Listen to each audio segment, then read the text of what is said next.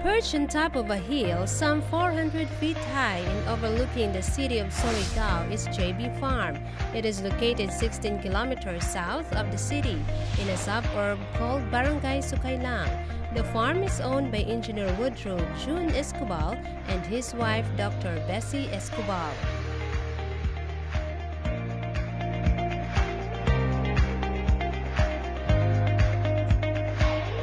Ako usa ka engineer by profession, chemical engineer by profession, pero karon na himong full-time farmer. Manay akong passion. Kung kahilig sa farming, nagsugod ni sa gamay pa ko kay my parents are farmers. So kani siya kaning area nga nahimo karon nga JB Nature Farm. Nag-start lang ni siya as residential ra gyud namo. Actually, kung unsa inyo makit-an ginhi karon, mura ni siya recreated na nga kuan nga forest because logging area before niya ang mga tao pod pagka human na sa logging wa na sila matrabahoan, gihimo na pod nila og kanang small scale mining. So we decided nga this is the place kay pagtan-aw namo sa lugar, mura man mig na nag-magnetize tungod sa nindot ang location. Mga 2 years or 3 years after, another landowner mag-offer nga, sir, nami kuan inyong paliton. So, tungod kay adjacent naman, among gipalit. So, until it increased from 1,000 square meters katong original nga residential house namo, nahimo na karon nga 7 hectares, more or less. We decided nga i-develop ang farm. So kuan sa namo ni siya, clearing. So after clearing, we decided nga we'll do it a farming that is sustainable and environment friendly. So we do away with as much as possible nga wala gyud mga chemical fertilizers or mga inputs nga among gamiton. We will do natural farming. Mao na siyang gitawag ni siya nga JB Nature Farm. We apply sa a way as a method of farming kanang gitawag permaculture. Ang permaculture is murag design process sa farming system nga imong i-take into consideration ang tanan nga kanang elements nga maka-affect sa farming like ang topography, ang condition sa land niya, ang water sources, wind, ang iyang effect sa kanang wind either strong. So tanan siya consider namo og ang pinakakuan ang pagbalik sa fertility in a natural way.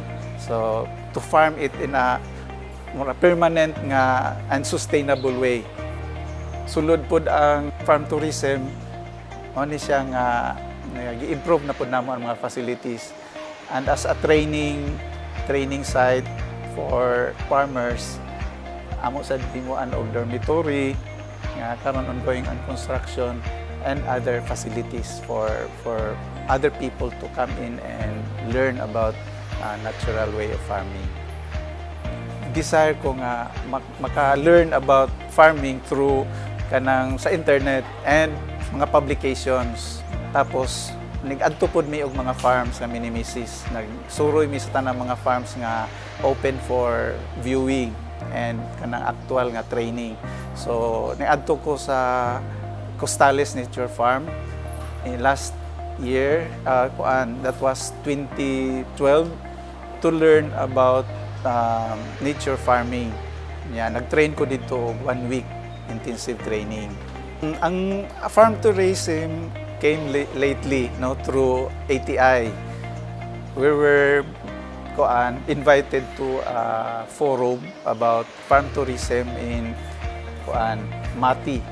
Ito nga time nga gi-present nila ang sa mga potential sa farm tourism as added service aside from training and so that more people will be able to come and see what natural farming is. Ang ato gyud diri is to create a food forest. So we started planting trees around. Nagsugod mi og kaning sa mga livestock. Nakita nako nga kinahanglan og resources para nga mabalik ang fertility sa soil. So mao to nga we started with kaning free range chicken, hog raising, raising it the natural way. Tapos so mao na siya, and also kani sa goat raising. From this, bali nagkuan na pud siya, mao to gigamit namo sa gi-compost niya, mao to gigamit para sa mga crops, vegetables and mga root crops. Ang among gigamit sa kuan, gi-apply nako tong gi-training namo sa Costalis Nature Farm kaning fermented nga feeds.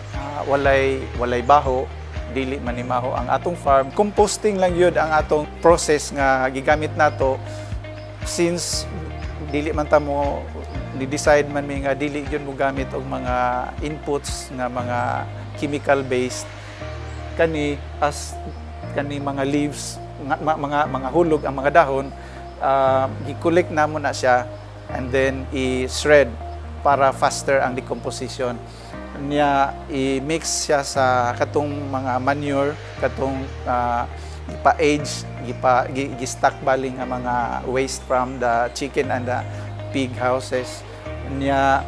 Mo to siya i-mix along with katong mga green matters niya, gigamitan nato og effective microorganism.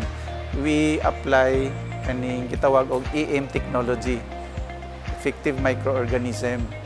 I was introduced sa ATI through the Provincial Agriculture Office. O nakita nila nga maayo pod nga ma-improve, ma-enhance kay kato sa una pag-farm namo ani, kanang dili jud miingon anak ka intense. Kumbaga, it's just farming for as food source para sa for our own consumption, because our purpose is to be a demo farm, is a demonstration farm for people to come and learn, and it so happened na mao pud na trust sa ATI. So I was granted the certificate of being a learning site last 2 years ago. Nya lately nahimo na pud siya nga gi-upgrade nila into a school for practical agriculture.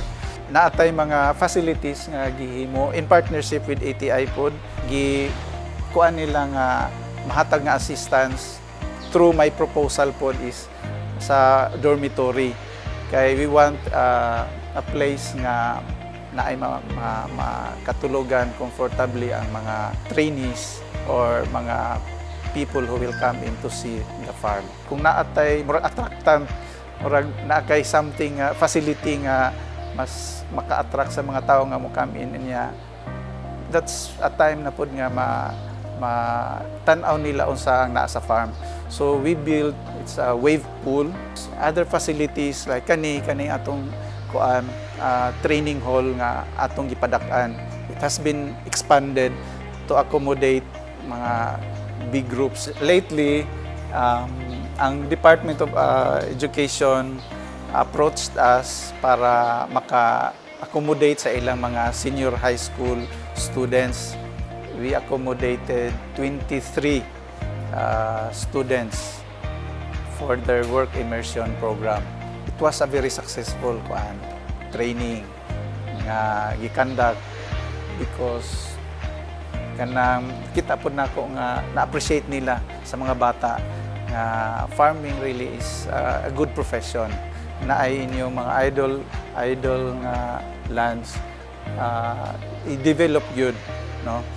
There is no such thing as kanang barren or infertile soil. Only kanang kinahanglan lang yun og tiyaga nga sa pag-develop sa farm. Bisag unsa pa sa iyang situation. Kung medyo challenging ang situation sa farm, dili lang sila ma-discourage, because there is a way mahimo siyang productive if we nagyuta nga mo train and then i-apply gyud nato kung unsay na kuana sa atong training. Here in Barangay Sukaylang, a new mine will soon emerge, but not the precious ore kind that was once extracted here, but a food mine that will surely make the village of Sukaylang economically fruitful and well-known.